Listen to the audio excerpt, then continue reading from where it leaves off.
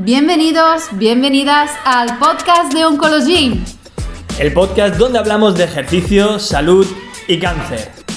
3, 2, 1, ¡empezamos!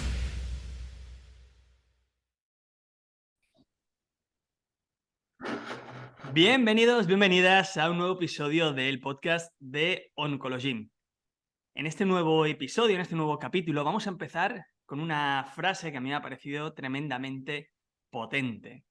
No temas la adversidad ni la oposición si has trabajado en ti mismo con dedicación y diligencia, pues las cometas se elevan contra el viento y no contra él.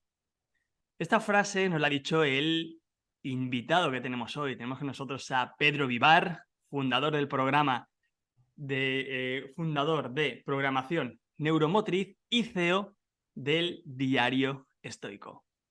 Bienvenido, Pedro, un placer tenerte aquí con nosotros hoy. Muchas gracias, Ángel. Es todo un placer estar aquí contigo y con tu audiencia. Lo aprecio de veras. Pues, Pedro, hoy es un episodio que ya se lo he ido adelantando un poquito a la gente que está con nosotros. No les he hecho el spoiler, por supuesto, pero es un episodio que yo creo que puede aportarle muchísimo, porque normalmente, y aunque aquí tocaremos un poquito las dos vertientes, tanto física como la parte más emocional, psicológica, pues yo creo que le puede sacar muchísimo, muchísimo partido a todas aquellas personas que estén ahora en una fase complicada de su vida o en una fase complicada del proceso oncológico, ¿no? Y nos gustaría, para empezar, Pedro, que nos explicaras, porque tu podcast, Emotion Me, es de los más escuchados en iVoox y por él pasaron grandes profesionales, grandes referentes, para dar a conocer cómo influyen las emociones en la mejora de la vida humana. Nosotros nos dedicamos al ejercicio físico para paciente oncológico y las emociones están a flor de piel, están en una evolución. Decimos que es como una montaña rusa. ¿Qué aprendizaje ganaste a lo largo de tu vida, a lo largo de tu experiencia profesional? ¿Y cómo crees que le podría aportar a los pacientes? Pues mira, Ángel, lo que yo he aprendido en más de 430 episodios del Casi podcast, nada. entrevistando a cientos de personas en el ámbito del desarrollo personal en unos cuantos años, es entender que las emociones son vías de expresión. Las emociones son vías de expresión del cuerpo, de la misma manera que el lenguaje es una vía de expresión y de la misma manera que nuestra expresión no verbal, o sea, el lenguaje, las caderas musculares, son vías de expresión. Lo que sucede es que en muchas ocasiones no nos expresamos y cuando no nos expresamos porque nos reprimimos o nos expresamos de mala manera, pues cometemos pequeños pecados contra la naturaleza y eso al final nos acaba pues llevando por un camino que si lo mantenemos nos puede llegar a enfermar. De la misma manera, pues esto sé que es algo complejo y a veces difícil de asumir, pero me has preguntado, ¿no? Y quiero ser honesto contigo y con tu audiencia. Y, y antes, dedicándome al mundo de la comunicación, pues tenía una visión, pero ahora tengo otra a través de entrevistar a estas personas y es el hecho de no separar cuerpo de mente, de emoción. O Importante. sea, hay un autor que me gusta mucho, me gusta citar, y es Neville Goddard, que dice que no es la suerte quien decide el estado de ánimo de las personas, sino es el estado de ánimo quien decide la suerte de las personas. El estado de ánimo, si nos vamos un poco a la etimología, es estado de ánima. Anima es alma. El estado de tu alma va a depender un poco cómo fluye todo lo demás, cómo va a fluir tu cuerpo, cómo van a fluir tus relaciones. Y algo que yo he aprendido es que al final, cuando la lección se aprende, el dolor desaparece. Esto lo citó Elizabeth Kubler-Ross, que es una persona que se pasó su vida rodeada de pacientes oncológicos y personas en estado terminal. Y se da cuenta de que a veces había personas que se curaban, pero no se sanaban, y personas que se sanaban, pero no se curaban, ¿no?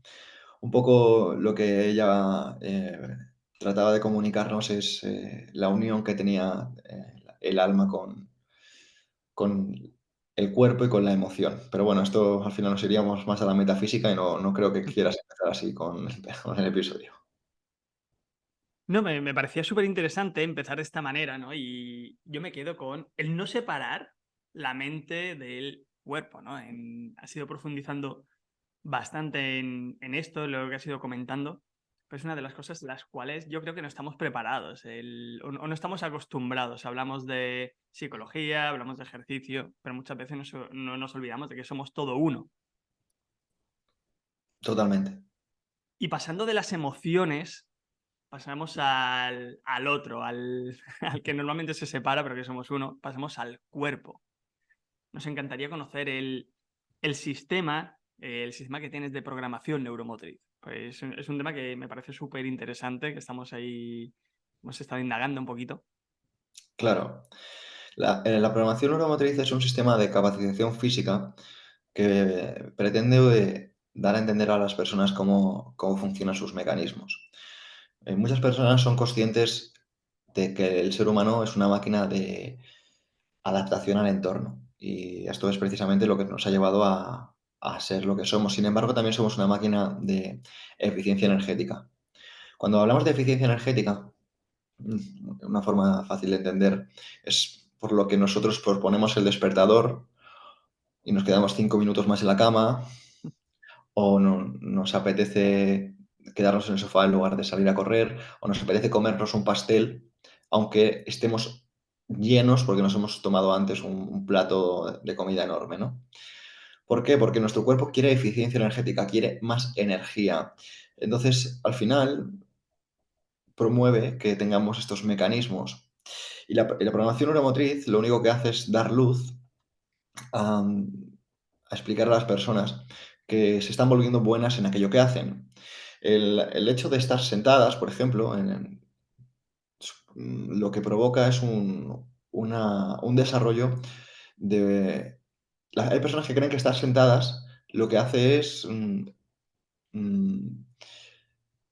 sencillamente mantenerlas inactivas, pero no es que las mantenga inactivas, sino las está programando para ser buenas en una cadena anterior, una cadena anteriorizada, una cadena de cierre, una cadena de repliegue que a su vez les aleja de una cadena posterior, una cadena Total. más dopamínica, pero no una dopamina exógena, sino una dopamina endógena, que es un poco la que deberíamos buscar y no tanto a través de las pantallas.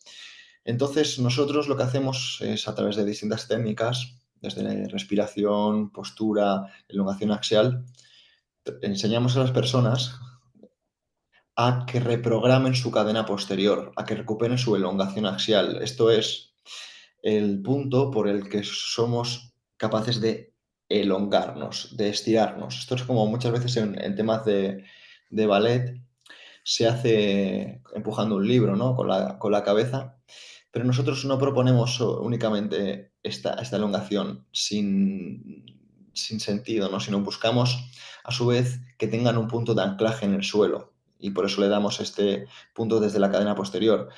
Muchas veces cuando pasamos tiempo sentados, nuestra pelvis pasa a posición de retroversión pélvica. Y esta retroversión pélvica lo que sucede es que cuando tú vas a moverte, sucede que las personas van en una cadena anterior cuando quieren avanzar hacia adelante, lo que es una incoherencia y provoca a su vez que muchas personas puedan tener incluso dolores de espalda, dolores de rodilla o dolores incluso de cadera.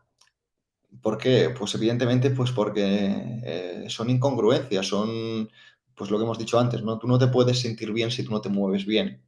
Tú no te puedes sentir con energía si no ayudas a tu cuerpo a que produzca energía. Si tú haces que toda la energía que tiene la obtenga de fuera, ¿no? Y por eso precisamente pues nosotros no solo nos centramos en el ámbito del ejercicio, sino que tratamos de desarrollarlos de una manera más amplia, llegando incluso a explicar el funcionamiento de las mitocondrias en el ser humano a través de los distintos profesionales que componen el método. Hostia, me parece tremendo esto y me quedo con varias cositas. Uno, la adaptación al entorno. Pues la gente que te siga, todo lo que te seguimos, pues aquí podemos decir que compartimos un poquito una, digamos, una afición o un hábito, mejor dicho, ¿no? El exponernos al frío, digo esto por la adaptación al entorno, porque le estamos dando al cuerpo un exceso de comodidad y perdemos un poquito la parte esa de exponernos al frío, exponernos al calor. Tú también has estado hablando el tema de la respiración, que es otra de los temas que tocáis. Claro, en este programa tendría cierta cabida el tema de la exposición al frío, el trabajo no sé qué tipo de respiraciones utilizaríais aquí. ¿Esto lo utilizáis en algún modo? Sí, por supuesto, y te voy a explicar un poco por qué. No lo utilizamos como parte del método, sencillamente lo utilizamos como un soporte, como un anexo a él mismo. Claro, ¿Por qué? Bueno, verás, Ángel, tú sabes también como yo que en el mundo en el que vivimos, las personas estamos muy desconectadas del cuerpo. claro. Estamos muy desconectadas de todo lo que, digamos, las posibilidades que tiene este templo que llevamos todos nosotros. Y sucede que la mayoría de los problemas del cuerpo son por no prestarle atención. Las personas pasan más tiempo en su cabeza o pasamos más tiempo en nuestra cabeza que en nuestro cuerpo. Esto es, rumiando, pensando, divagando sobre el futuro o recordando momentos del pasado, sean estos buenos o menos buenos. Estamos dedicando más tiempo a lo que piensan otros de nosotros que de lo que pensamos, o sea, que en estar realmente presentes. Esto, aunque parezca que no tiene importancia, tiene mucha importancia porque aquello donde prestamos nuestra atención se expande y si no prestamos atención a nuestro cuerpo, pues evidentemente va a caer en el aviso, ¿no? Un ejemplo con el que yo suelo explicar esto es que cuando nosotros estamos demasiado tiempo en la mente en lugar de en el cuerpo empieza a hablar, empieza a generar demandas. Ejemplos clásicos de esto es cuando una persona está muy preocupada, por ejemplo, de sus exámenes, tengo una posición, de repente esa persona empieza a tener mucho más acné, esa persona empieza a tener pérdidas de caída del cabello. Esta pérdida de cabello o este acné es sencillamente por no estar en el cuerpo, por estar pensando, por no estar en el cuerpo, por estar pensando. Pero lo mismo sucede muchas veces cuando alguien se está reprimiendo una emoción porque tiene un jefe o tiene una pareja a la que no se atreve a verbalizar cosas, ¿no? Esa persona acaba generando una úlcera. ¿Qué es esto? Pues un problema digestivo que sucede precisamente por una represión emocional. También sucede casos, ¿no? Quien tiene, por ejemplo, problemas sexuales, un hombre o una mujer que tenga algún tipo de disfunción, sencillamente es porque en lugar de estar presente, estar disfrutando de un acto en sí, está pensando en si le va a gustar a la otra persona, estará pensando si se siente juzgada por el cuerpo de la otra persona que le está observando, si es lo suficientemente atractivo o no para su cónyuge. ¿Qué sucede? Eso también te aleja del cuerpo y te lleva a la mente. Alejarte de la mente acaba que tu cuerpo no funcione como debería. Sin embargo, cuando tú estás en el momento presente, tu cuerpo funciona a la perfección. Es por eso por el que hay métodos como lo que estamos hablando de exposición al frío o incluso al calor con la sauna, o incluso la exposición al sol, o incluso propia respiración te mantiene presente. Tú cuando estás en un baño de agua fría, por poner un ejemplo, si está lo suficientemente fría, tú no piensas en nada. Tú no Totalmente. piensas en que una persona ha tenido una mala palabra para ti, ni piensas si le gustas o no a alguien, ni piensas en tu examen, porque el agua está tan fría que solo puedes llevar tu atención al momento presente, a aquello que estás sintiendo.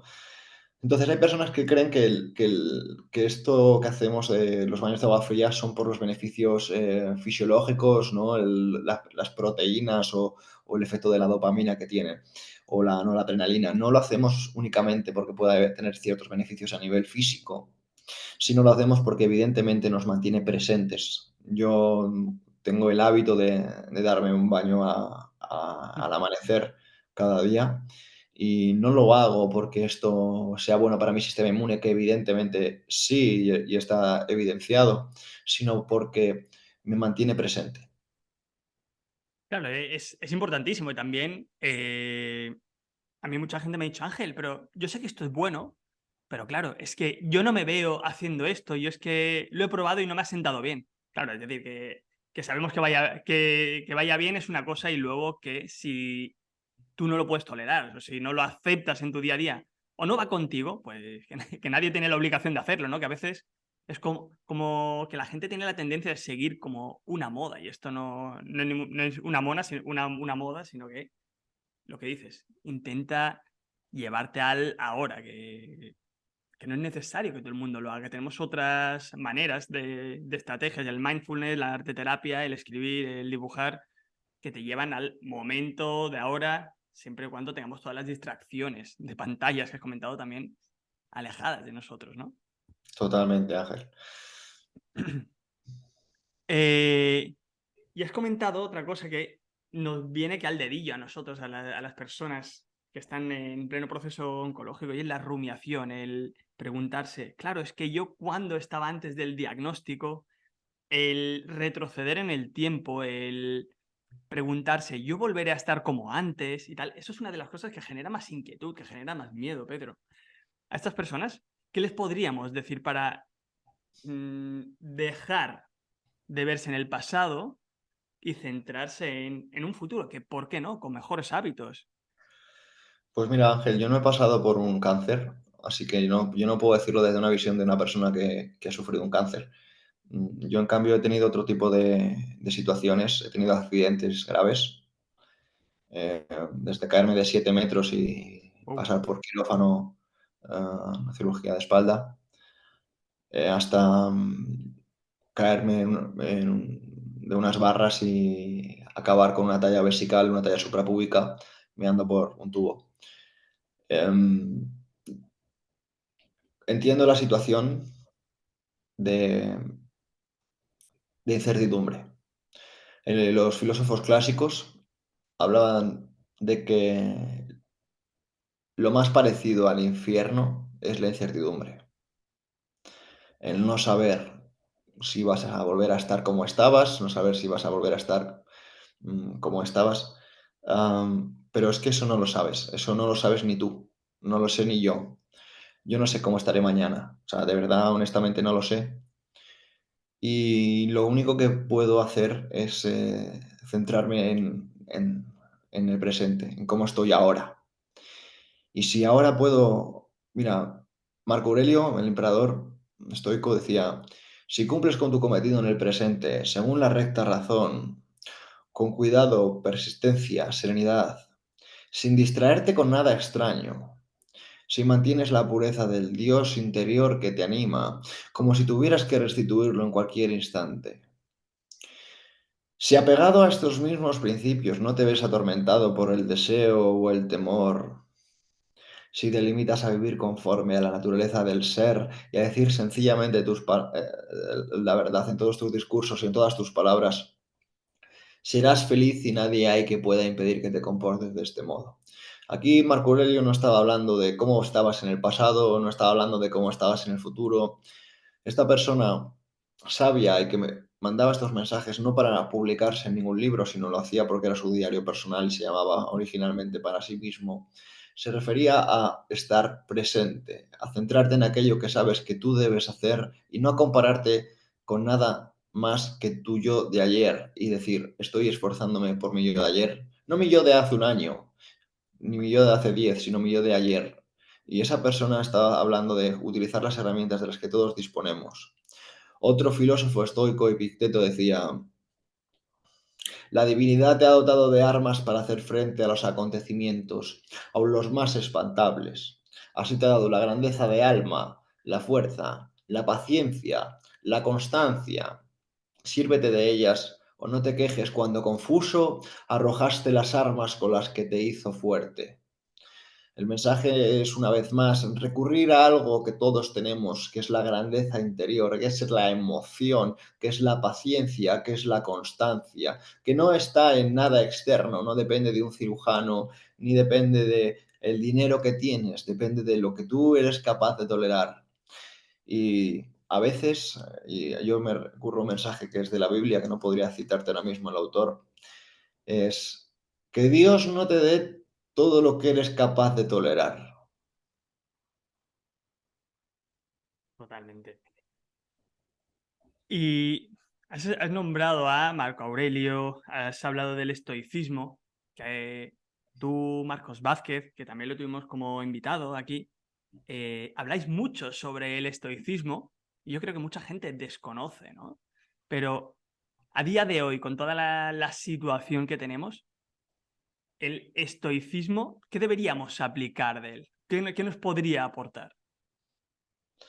Pues mira, yo lo veo como algo muy sencillito. Los estoicos eran figuras muy prácticas, muy prácticas. No eran idealistas, no eran personas tan llevarse las cosas a cómo debe comportarse otra persona que no eres tú, ni cómo deben ser las cosas, ni el qué estaría bien o qué estaría mal, sino sencillamente eran bastante prácticos. Ellos pretendían ser felices y pretendían llevar una buena vida.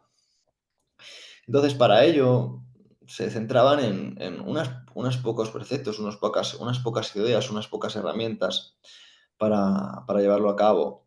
Entre ellas, y una que se destaca mucho, es el centrarnos en aquellas cosas que están bajo nuestro control. Cuando hablamos de cosas que están bajo nuestro control, no deberíamos irnos mucho más lejos que nuestro estado de ánimo, nuestra voluntad, nuestros propios pensamientos. Y evidentemente todo esto también se entrena porque no le vas a pedir que tenga el mismo control un niño de 12 años a una persona de 22 que a una persona de 52. Sin embargo, esto debemos darnos cuenta que no es una cuestión de edad, es una cuestión de entrenamiento, porque habrá chicos de 22 años que tengan mejor control que personas de 52.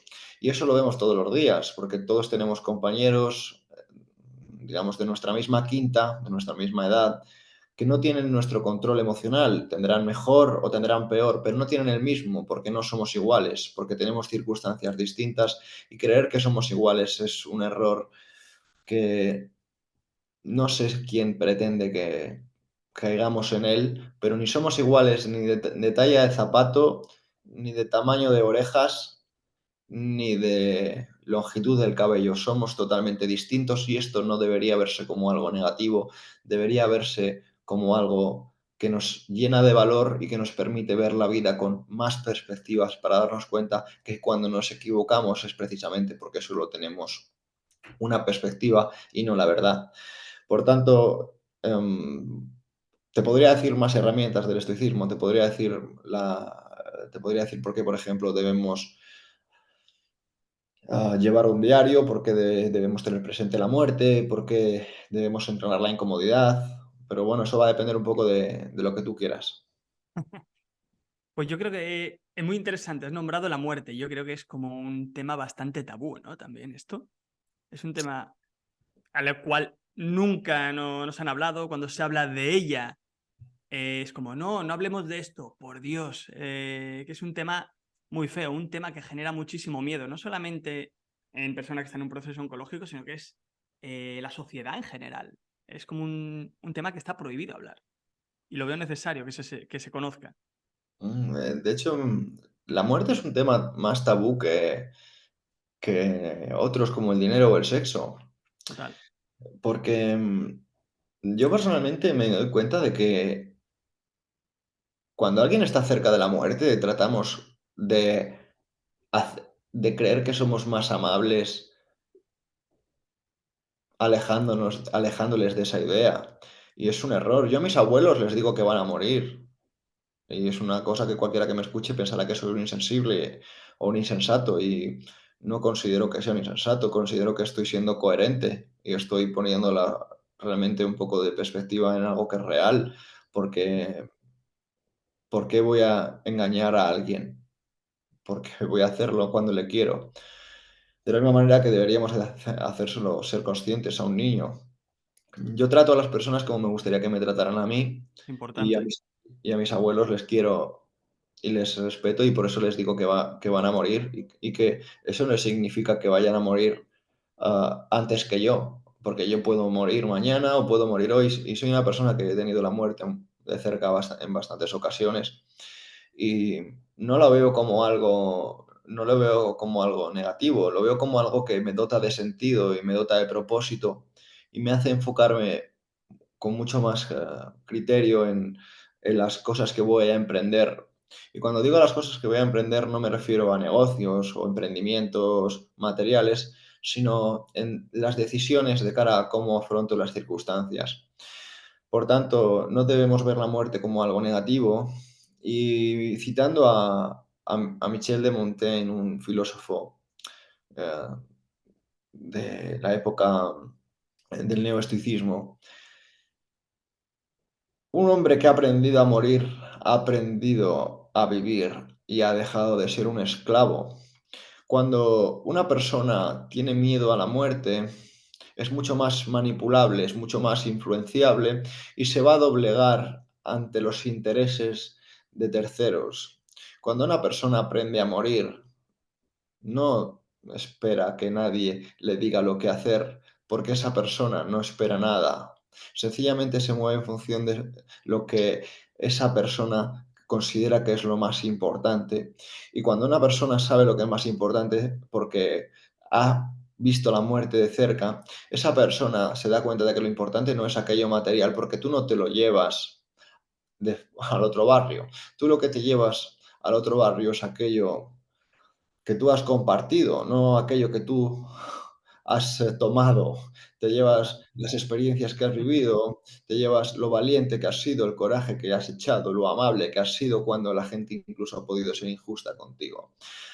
Te llevas el hecho de entender que la adversidad no es una desgracia, pues es una dicha soportarla con coraje.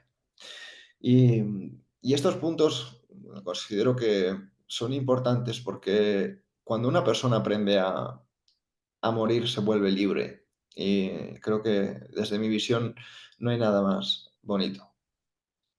Totalmente. Me parece un punto de vista importantísimo, porque al fin y al cabo nosotros tenemos una fecha de nacimiento, pero no sabemos cuándo, dónde está nuestra fecha final, ¿no? Por lo tanto, yo creo que hagamos todas las acciones, no por acciones lo que tú has dicho. Haz aquello que te haga sentir bien, disfruta la vida, podríamos estar hablando, ¿no?, con aquello que a ti te gusta. Y aquí me quiero quedar. Es decir, con el tomar acciones, con el disfrutar. Aquí veo un problema y es lo que te comenté el otro día cuando estuvimos preparando la entrevista y la procrastinación. Es decir, yo creo que el ser humano somos especialistas en procrastinar, en, venga, mañana empezaré a hacer ejercicio, mañana lo vuelves a posponer. ¿Por qué está la procrastinación? ¿O para qué la llevamos a cabo? ¿No? Es una cosa que se me han preguntado. Bueno, pues esto lo explico en el libro de Super Sapiens. La procrastinación es dar respuesta a este mecanismo de eficiencia energética que todos tenemos. La procrastinación sencillamente es un mecanismo de respuesta de eficiencia energética. O sea, si tú procrastinas, no es algo malo de por sí. Las cosas no son buenas o malas. La procrastinación es sencillamente tender que de por sí tú vas a tender al ahorro energético, al no hacer y al estar parado, ¿no? Pero debemos entender que cuando tú asumes una filosofía y asumes un compromiso, la procrastinación puede volverse un enemigo porque te está dañando, porque estás yendo en contra de lo que tú te has propuesto. El filósofo Epicteto decía, ¿cuánto tiempo vas a esperar en considerarte digno de lo mejor y en hacer de la razón el principio decisivo en todo? Has recibido los principios filosóficos que debías aceptar y los has aceptado. ¿Qué maestro esperas ahora para atribuirle a él la misión de mejora personal que te corresponde a ti? Ya no eres joven, sino un adulto. Si ahora te entregas a la desidia y a la pereza y dejas día tras día el momento en que comenzarás a ocuparte de ti mismo, no solo te darás cuenta de que no haces ningún progreso, sino que continuarás siendo una persona corriente toda tu vida hasta la muerte. Por eso, desde ahora, considérate digno de vivir como un adulto en el camino de la mejora personal y que todo lo que sea para ti lo mejor se convierta en una ley irrenunciable. Y si se presentan fatigas o placer, honor y deshonor, recuerda que ya está aquí la competición, que llegaron las Olimpiadas y no es posible demorarse más, pues en un solo momento te juegas la ruina o la salvación de tu progreso personal. Y así es como Sócrates llegó a ser quien fue, no atendiendo a otra cosa que no fuera la razón en todo lo que acontecía. Y tú, aunque todavía no eres Sócrates, has de vivir como si desearas ser Sócrates. El punto de la procrastinación es que es el enemigo de tu alma. La procrastinación te puede robar el alma. Las personas creen que el alma es un ente que va independiente a ellos, cuando no, el alma son ellos, es su daimón, es su Dios interior, es un fractal que compone todas sus células. No podemos entendernos sin entender nuestro alma. Y debemos entender que cómo sabemos que tenemos un alma, pues muy claramente en el hecho de percibir que ver es muy distinto a observar, porque observar es prestar atención. ¿Por qué? Porque tu atención es tu alma. Pues es muy distinto oír de escuchar, porque cuando escuchamos prestamos atención. ¿Por qué? Porque nuestra atención es nuestro alma. Y es muy distinto tocar de sentir, porque no es lo mismo prestar atención porque le ponemos nuestro alma. ¿Por qué? Porque nuestra atención es nuestra conciencia y nuestra conciencia es nuestra alma. Es algo metafísico y algo que evidentemente no puedo demostrarte a día de hoy porque no tengo los medios, pero que otras personas cada vez día están más cerca de demostrar desde, por ejemplo, la física cuántica y la posición del observador. Pero sí que creo que para las personas que estén entrando un poco en un punto más espiritual será más fácil de comprender. Me ha encantado. Y aquí me encantaría lanzarte la pregunta también. ¿Motivación o foco? Muchas razones por las que la gente procrastina o lo que nosotros vemos en nuestro día a día desde el punto de vista de profesionales del ejercicio es la falta de motivación para tomar una decisión de empezar un programa de entrenamiento, la falta de motivación para llevar una alimentación correcta, pero claro, y ayer lo estaba hablando, ¿qué se trata de motivación o falta de foco? Pues mira, te voy a decir que ni motivación ni foco. Identidad. Identidad es quién eres. Mira, en una ocasión estaba en Santander, estaba dando una conferencia en el Palacio de la Magdalena y al terminar una mujer me dijo, guau, Pedro, me ha encantado, me quiero poner en forma. Y yo vi un poco lo que se suele llamar vulgarmente la motivación, ¿no? Que etimológicamente es muy bonita, ¿no? Es motivos para la acción. Sin embargo, yo no quería que su motivo para la acción fuese una charla, que evidentemente se iba a quedar ahí, sino lo que hice fue sencillamente decirle, ¿cómo te llamas? Yo sabía que, cómo se llamaba porque se me presentó antes, la mujer se llama Rosa, y me dijo, ¿cómo te llamas? ¿Quién eres? Y me dice Rosa, digo, ya sé que eres Rosa, pero ¿quién eres? Porque es que da igual, ¿qué quieres? ¿Que yo te diga cómo ponerte en forma? ¿Qué quieres? ¿Que te diga que debes comer de determinada manera y que te hagas unos burpees? ¿Quieres que te diga eso? Porque mañana te vas a levantar con la misma energía que tenías ayer. Entonces, debes entender que tú te vas a comportar no como tú quieres, te vas a comportar como tú eres.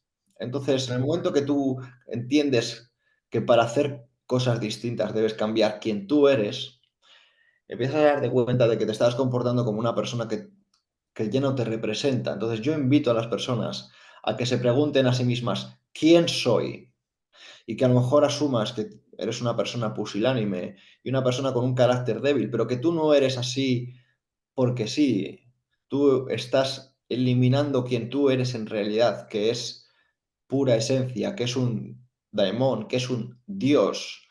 Y ese dios no se mueve ni con pereza, ni con desidia, ni con falta de fuerza de voluntad, porque precisamente la fuerza de voluntad es la fuerza del alma y que esta es mucho más grande de lo que yo mismo te pueda explicar con palabras. Entonces, el punto de esto es que las personas se den cuenta de quiénes son en realidad. No de esa máscara que se llama ego, que nos protege muchas veces de sufrir de forma del exterior, ¿no? Sino que entendamos que somos mucho más que todas estas barreras que nos ponemos nosotros mismos, que no son más que ideas, y no pienses en los motivos que tienes, sino en quién eres y que actúes en consecuencia. Pero bueno, esto es más complejo que para explicártelo aquí en un breve speech. De hecho, a ver, me ha encantado la explicación. Y yo no sé si hasta qué punto estarás de acuerdo, pero es una frase que yo en alguna charla, en algún congreso la he utilizado, ¿no? Y es de Sócrates, precisamente. Y es, si alguien busca la salud, pregúntale si está dispuesto a evitar el futuro de las causas de las causas de la enfermedad. En caso contrario, abstente de ayudarte. Yo es una frase que la he llegado a poner en algunos congresos y tal, pero ¿cuánto de acuerdo podría estar Pedro Vivar en esto? Bueno, pues Hipócrates decía, si quieres sanar a alguien, pregúntale si está dispuesto a renunciar a aquello que le enfermó. Y hay muchas veces, ¿no? Personas que, esto yo creo que, imagínate, una persona que tenga una diabetes de tipo 2 porque tome diariamente alcohol y golosinas, que no sé si habrá personas que hagan esto, pero imagino que como todo, le dices, mira, si reduces el consumo de golosinas y de alcohol y haces ejercicio y cambias un poco tus hábitos, puedes quitarte la diabetes, ¿no? Y hay personas que, aunque, bueno, que te voy a contar a ti, ¿no? Dicen, no, no, yo quiero que me des una pastilla para curarme. Le dices, a ver, es que creo que nos hemos movido demasiado tiempo por una medicina newtoniana, ¿no? Por algo que te ha hecho creer que las respuestas, las soluciones, proceden de algo que no es el interior. No hay nada, nada, nada externo que pueda curarte. Nada. Todo lo que te cura lo tienes tú dentro. ¿A qué me refiero con esto? Me refiero que incluso cuando tomamos una pastilla para un dolor de cabeza, la pastilla en sí no hace nada. Lo que hace es cambia la química de tu cuerpo. Y ese cambio de química de tu cuerpo es lo que hace que se vaya el dolor de cabeza. Pero es que ese cambio de química, tú también lo puedes alterar con el ejercicio, lo puedes alterar con la respiración, lo puedes alterar también incluso con el contacto humano. Y precisamente por eso también se recomienda, y eso lo explica súper bien la doctora Marian Rojas Estapé, el contacto de la oxitocina y las endorfinas. Entonces, vamos a entender que sí, que está muy bien el tema de los fármacos y de la medicina newtoniana en determinados casos, pero que no debe ser digamos, un primer remedio ni un segundo, ¿no? Sino como ya cuando... Mira, el otro día, Ángel, me te voy a decir una cosa que no va a gustar mucho, pero me da igual. Um, Estuve estuve en la presentación del libro de mi amiga, la doctora Sari Arponen, estuve también con el divulgador Antonio Valenzuela, que también presentaba su último libro sobre las mitocondrias. Que los dos están invitados al podcast, que lo sepas. Que son personas maravillosas. Estamos en el centro de mi amigo Víctor Tellez. Y, y bueno, pues una persona le preguntó a Sari y Antonio cómo mejorar su artritis, ¿no? Entonces, Sari decía, pues mira, la artritis la puedes mejorar pues, si has hecho ejercicio, pues tomando magnesio, tal, pero lo mejor es que hagas ejercicio, que cuides tu dieta, tal. Y después de todo esto, de escuchar un poco cómo ella le daba tanta importancia al ejercicio y cómo cada vez veo que el mundo va en esta dirección, por suerte. Yo recordé algo que, pues que hablo de vez en cuando, ¿no? Con ciertos amigos. Yo tengo muchos amigos y amigas profesionales de la salud de distintos ámbitos, ¿no? Entre ellos psicólogos. Entonces yo llegué al, aquí en la presentación en el que estábamos ahí reunidos y le dije, ¿qué os parece que el tema de la psicología y los psicólogos estén a la orden del día? Y la gente dijo, pues a mí me parece fantástico, pues todo wow, súper bien. Y yo les dije, a mí me parece lamentable, o sea, me parece un despropósito. Y me parece un despropósito porque yo cuando hablo con mis amigos, psicólogos o psicólogas, me dicen que les llega la gente con el problema que sea y cuando le empiezan a preguntar, les dicen que beben alcohol, que no duermen, que están todo el día entre cuatro paredes, que están aguantando a gente que no aguantan, que comen fatal, ultraprocesados y de ahí para arriba, que no hacen ejercicio, que no les da apenas la luz del sol, que no salen a pasear. Digo, ¿cómo te vas a sentir bien si no haces ejercicio? No te da la luz del sol, no te da el aire fresco, comes mal, bebes alcohol, no descansas, aguantas a gente insoportable o gente que te trata mal, te hablas mal, no tienes ilusiones. O sea, tú crees que vas a estar bien. O sea, evidentemente vas a estar mal y te vas a sentir mal porque tu cuerpo te está hablando. Tu cuerpo está diciendo, cambia aquello que te está pasando. Cambia aquello que estás haciendo. Y ya una vez que comes bien, que haces ejercicio, que respiras bien, que tomas el sol, que te tratas con cariño, que te rodeas con gente que realmente tal, que al que no le aguantas le dices no te aguanto o bien te alejas. Cuando empiezas a actuar así, que digamos que es uno de los principios básicos de la coherencia, de repente te das cuenta que, primero, que es muy difícil que tengas problemas así físicos o emocionales, pero segundo, que si los tienes, ahí es cuando tiene sentido que busques ayuda profesional. Ahí es cuando tiene sentido que busques ayuda profesional porque habrá cositas, taritas, traumitas, que puedan ayudarte. Pero si no, para mí estás tirando el dinero, estás siendo un estúpido. Y sé que no es una opinión popular, sin embargo, es que si no te lo digo, te estaría mintiendo. Entonces, a veces las personas dicen, no, quiero que seas sincero, pero luego les dices estas cosas y se enfadan, ¿no? Pero bueno, Ángel, ya que estamos, te lo quería compartir. Claro, al fin y al cabo, de lo que se trataría, por lo que has comentado, es, vale, vamos a ver qué hacemos mal, hacer un trabajo de introspección, un trabajo de autovaloración, por así decirlo, y ordenar primero todas aquellas cosas que estás haciendo mal, aquellos malos hábitos, y emprender acciones que puedan sanarte, por así, si luego aún con esto no es suficiente, entonces pedir aquí ayuda.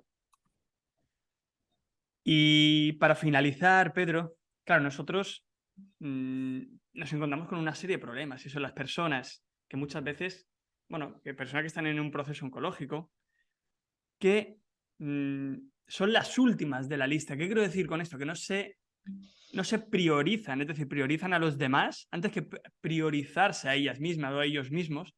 Y esto al fin y al cabo es un lastre para ellos. ¿Por qué? Les impide llevar un programa de ejercicio en muchas ocasiones, les impide llevar buenos hábitos porque el hijo, la hija, el marido no les gusta esa alimentación tan healthy, tan saludable. Claro, y al fin y al cabo también considero que tiene mucho que ver el cómo se habla a uno mismo en ese sentido, ¿no? Por supuesto, por supuesto. Y bueno, la estima que se tiene uno mismo, la autoestima, que se podría decir, ¿no? Cierto.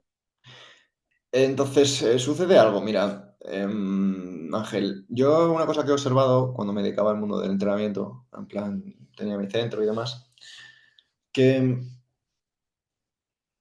las personas alcanzaban o tenían más éxito en sus propósitos cuando tenían un compañero de entrenamiento, cuando tenían a alguien al que darle cuentas, cuando quedaban con su colega José y decían, venga, mañana a las 9 nos vamos a correr, y quedaban los dos para correr. ¿Pero por qué? Pues porque lo que sucedía es que las personas tienen en más consideración a lo externo que a lo propio. Una persona sale a correr porque ha quedado con alguien, no porque ella se tenga en estima. A una persona lleva bien su alimentación porque está pagando a un nutricionista que le está diciendo lo que esa persona ya sabe que debe comer o no comer. Mm, Pero lo que sucede es que esto es un problema que, como decimos, es un problema emocional. El problema no es tanto, mira, yo creo que ya todos sabemos lo que debemos hacer, Ángel, todos. sí. Y el éxito de las personas, mira, me dices que, por ejemplo, tu abuelo, mi abuelo, o nuestros bisabuelos, que eran personas que no tenían acceso a nada, que tenían acceso a un pico y una pala, pues, pues yo entiendo que eran unos pobres hombres que hacían lo que podían con lo que tenían, ¿no? Pero para nada nosotros somos así. Nosotros no hacemos lo que podemos con lo que tenemos, porque nosotros podemos muchísimo más, porque Total. tenemos muchísimo, infinito más, ¿no? Entonces, a mí me parece lamentable que, y esto tampoco es Vox Populi, que le preguntes a una persona cuál es la alineación de determinado equipo de fútbol y te diga hasta los reservas del filial. Y en cambio le preguntas sobre situaciones que van a mejorar su vida de forma directa, con un impacto directo, y te digan, eres un friki. Y yo digo, bueno, pues vale. Entonces, es una cuestión, yo creo que de distracción, ¿no? Una vez más, los clásicos decían, en el momento que relajes tu atención, no pienses que la recuperarás cuando quieras, sino ten a mano que por el error de hoy tus asuntos irán a peor en lo demás. Porque en primer lugar habrás caído en la peor de todas las costumbres, la de no poner atención. Luego, la de diferir la atención. Sabe que constantemente estás retrasando para otro y otro momento la serenidad, la compostura, el estar y vivir conforme a la naturaleza, ¿no? Entonces, el problema es que las personas están distraídas, estamos distraídos, no estamos llevando nuestra atención a las cosas que realmente tienen importancia. Una cosa que yo estoy viendo, Ángel, en esto, porque bueno, yo también me junto con gente que riza el rizo, gente que ya pasa ya no del ayuno, sino hace un ayuno ya más prolongado, o que se preocupa de de los tiempos que va a pasar en la sauna, de los tiempos que va a pasar en el agua fría, se preocupa de su alimentación, hablando en el punto de en cuánto de suplementación se gastan al mes, se compran bombillas con luces rojas y tratan de llevar todo eso al límite, incluso entrenan y demás, pero luego están preocupadas por un montón de cosas. Están haciendo 10 cosas a la vez. Están pensando en sus proyectos, están pensando en lo que van a ganar, están pensando en lo que gana su competencia, están pensando en demasía, están pensando en demasía, una vez más, alejándose del cuerpo.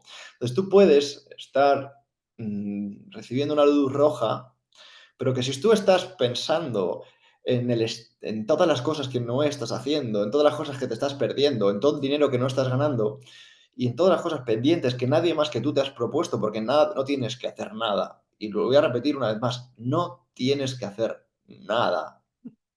Lo que pasa es que te han hecho creer tanto que sí, que vives creyendo que sí y que tienes unas responsabilidades infinitas. No tienes que hacer nada, pero te han hecho creer tanto que sí, que estás en la mente y no en el cuerpo. Entonces, esto es una cosa que hasta que no se trate es muy difícil progresar.